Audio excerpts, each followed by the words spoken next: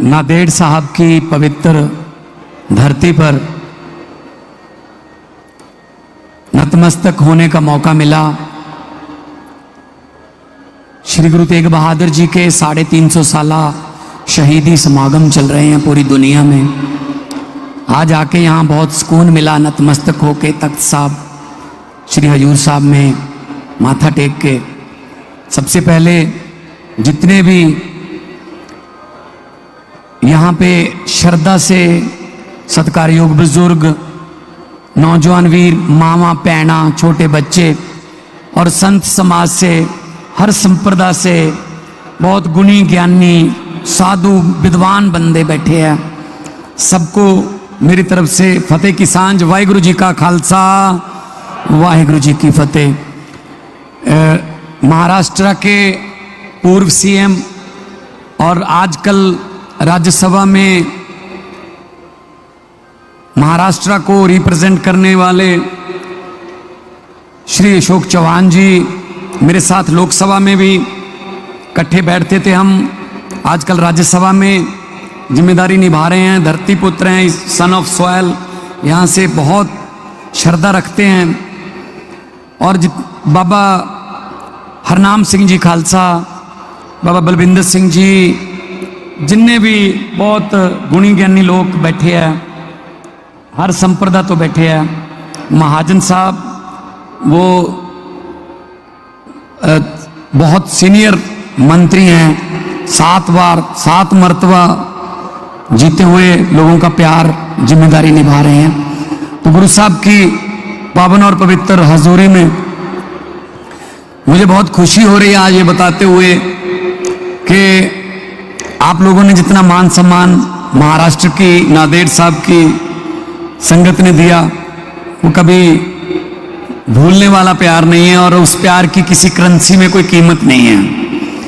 350 साल श्री गुरु तेग बहादुर जी के समागम चल रहे हैं। हमने अनंतपुर साहब में बड़े समागम किए थे, तब भी संत समाज ने बहुत बड़ा योगदान उसमें दिया था। उसको मनाने के लिए मैं ये अक्सर कहता हूं कि अगर हमारी कौम की, हमारे पुरखों की, हमारे गुरुओं की कुर्बानियां लामिसाल हैं, बेमिसाल हैं, जिनकी कहीं मिसाल नहीं मिलती कुर्बानियों की, तो फिर अगर कुर्बानियां बेमिसाल हैं तो उनकी शताब्दियां मनाने के तरीके भी हमारे बेमिसाल ही होने चाहिए। इसकी मिसाल नहीं मिलनी चाहिए कहीं के यही मनाते हैं भाई ये लोग। तो आज लुबाना समाज है, सिकलीगर समाज है, सिंधी समाज है, जितने भी सभी समाज के लोग इकट्ठे होकर यहाँ मना रहे हैं जिस तरीके से, बहुत मन को खुशी हुई। क्योंकि सरबत दा भला मंगण वाली गुरबाणी वो हज़ारां लखां स्पीकरां चों दुनिया दे विच उचरी जाती है।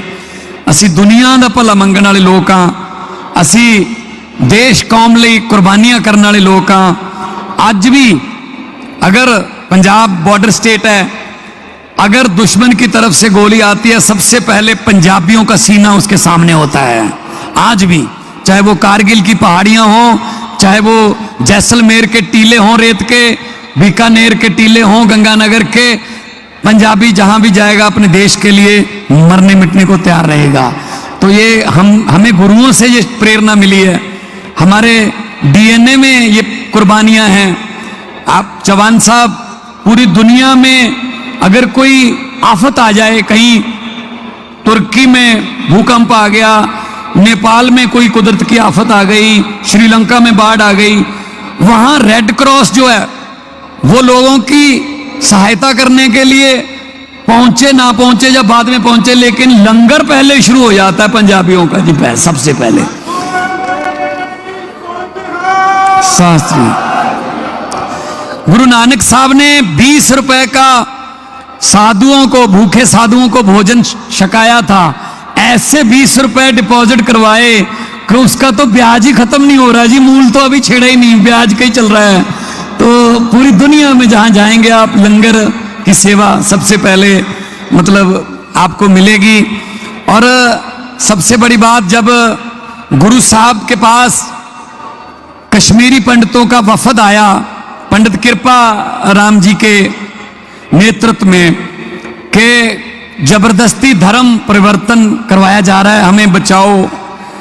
तो गुरु साहब ने कहा कि किसी बड़ी शख्सियत की कुर्बानी की जरूरत है। तो बाल गुरु गोविंद सिंह 8 साल के थे, वहीं खेल रहे थे। तो उन्होंने कहा पिताजी आपसे बड़ी कौन शख्सियत हो सकती है। तो गुरु साहब ने कहा चलो।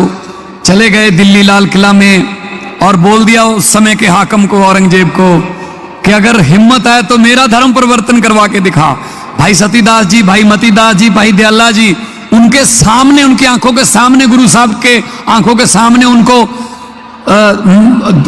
गर्म पानी के जो कड़ाहे होते हैं उसमें उबाल के और आग रुई में लपेट के आग लगा के और शीश पर आरा चला के शहीद कर दिया कि शायद गुरु साहब ये देखकर डर जाएंगे, ये देखकर मान जाएंगे। लेकिन गुरु साहब ने कहा ये गुरु के सिख हैं, ये नहीं मानने वाले। तो फिर उसके बाद गुरु साहब की कुर्बानी हुई। तो लखी शाह बंजारा जो था वो अपने घर पे गुरु साहब का धड़ ले गया। और धड़ ले गया, जब उस दिन बारिश बहुत हो रही थी, आंधी थी, तो पता ही नहीं चला उनको कि धड़ कौन ले गया। तो उन्होंने, लखी शाह बंजारा ने कहा कि शायद पीछे वो मुगल आते होंगे, शायद मुझे ढूंढते होंगे। तो उन्होंने अपने घर को ही आग लगा दी, इससे संस्कार कर दिया।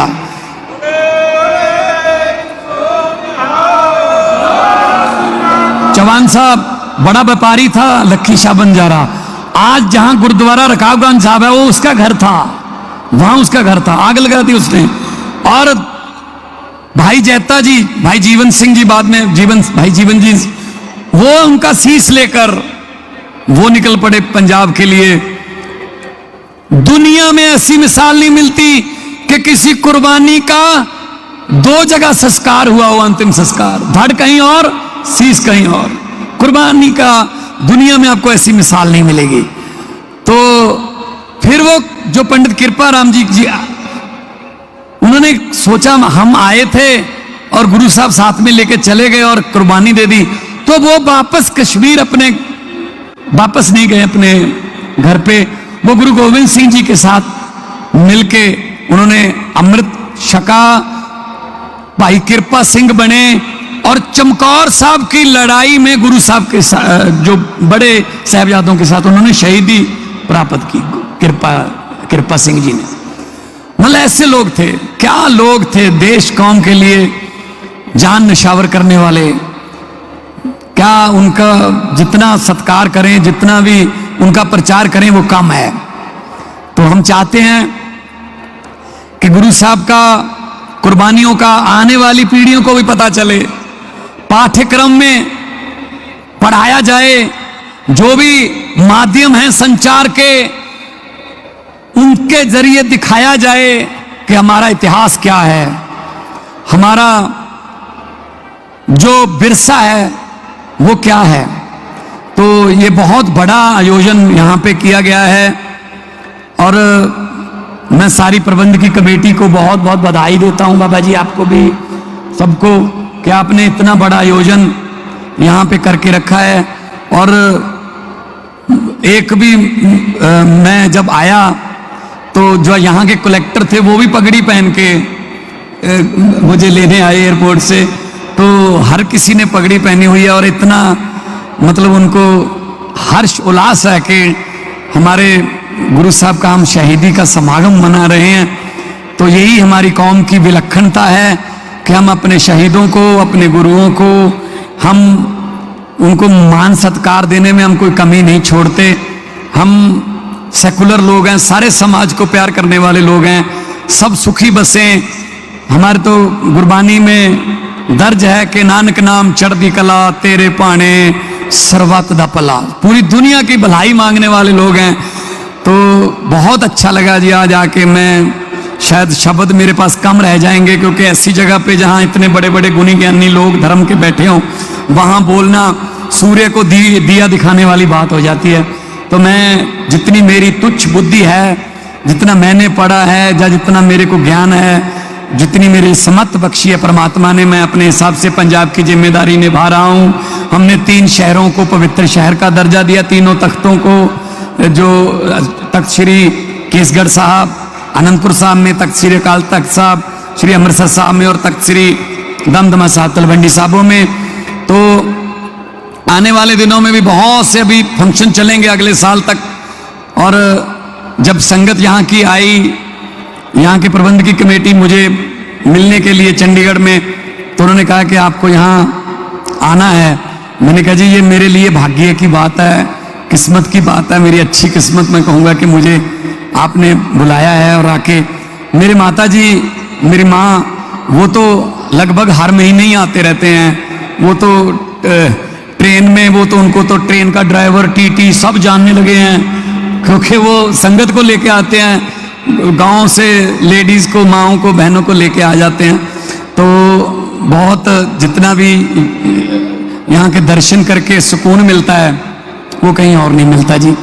तो बहुत जो भी मुझे 2-3 आज जो पत्र भी मिले हैं चौहान साहब के, नांदेड़ साहब को भी पवित्र शहर का दर्जा देने की बात अगर सरकार तक पहुंचाई जाए।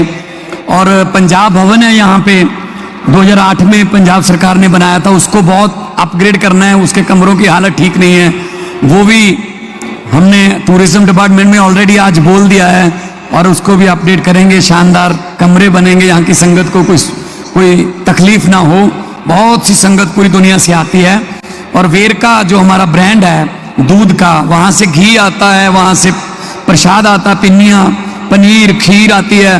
तो उसका भी थोड़ा सुचारू रूप से करना है। वो पंजाब सरकार की मतलब कॉर्पोरेटिव एक एजेंसी है, वेरका मार्कफेड के अंडर है।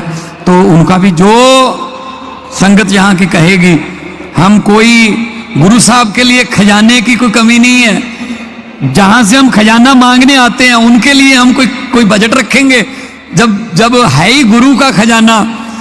वो मेरे दादी जी एक कहानी सुनाते थे, गुरु नानक साहब और भाई मर्दाना जी वो जा रहे थे उदासियों पे, तो जा रहे थे तो कहीं किसी गांव के सरहद पे बैठे, किसी गांव की जू पर बैठे गुरबानी उच्चर रहे थे गुरु साहब। भाई मर्दाना जी रबाब बजा रहे थे। गांव के लोगों को पता चल गया कि कोई रब का बंदा आ गया, कोई फकीर आ गया, सीधी परमात्मा के साथ लिव लगी हुई है, ये किस्मतें पलट देगा, इसकी संगत करते हैं। लोग चले गए। गुरु साहब ने कहा जी आप किधर आए? कहते जी आपके साथ चलना है। गुरु नानक साहब ने कहा हम सत्य के रास्ते पे चलने वाले हैं, सत्य के रास्ते बहुत मुश्किल होते हैं, आपसे चला नहीं जाएगा।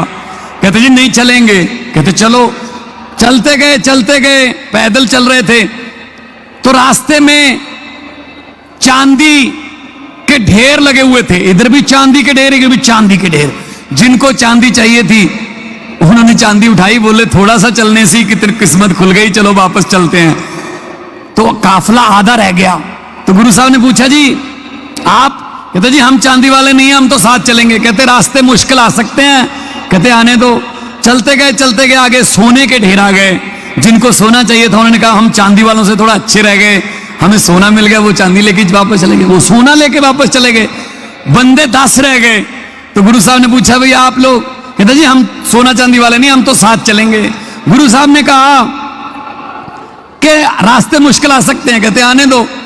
जब आगे चलते गए तो हीरे मोतियों के ढेर आ गए। वो 10 ने हीरे मोती उठाए। कहते हम चांदी और सोने दोनों से अच्छे रह गए।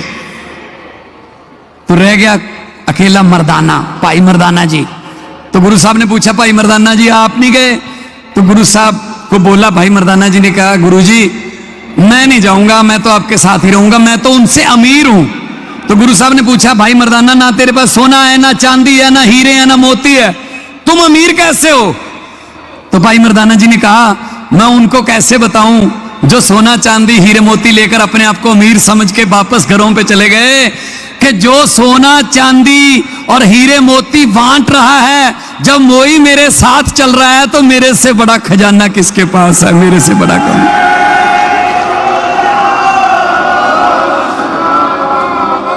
सो गुरु साहब तो खजाने वंडन वाले है, ਆਪਾਂ कौन आ बजट रखने वाले। सो जो जिमें कहोगे, संगत कहूगी, बाबा हरनाम सिंह जी खालसा कहणगे, जिन्ना कमेटी कहूगी, पंजाब सरकार वालों असीं अपने आप नूं किस्मत वाले भागां वाले समझांगे जे असीं तुहाडे इस यज्ञ दे विच हिस्सा पा सकीए। साडा भी जन्म सफले दे विच कोई पुण्य लग जूगा। सो बहुत बहुत थोड़ा धन्यवाद। मैं क्योंकि बहुत सारे बुलारियां ने बोलना है, मैं ज़्यादा टाइम नहीं लूँगा। सारी संगत का बहुत बहुत धन्यवाद और सारिਆਂ ਨੂੰ ਇੱਥੇ नतमस्तक होण आए हो। मैं यही अरदास करूँगा कि सारिਆਂ ਦੇ परिवार तंदुरुस्त रहन, चढ़दी कला रवे, तरक्कियां करो, अगे बढ़ो और गुरुआं दियां सिक्ख्यावां ते चलण की कोशिश करो। अगलियां पीढ़ियां नूं भी दसीए साडे वल्लों जो योगदान होगा असीं जरूर पावांगे।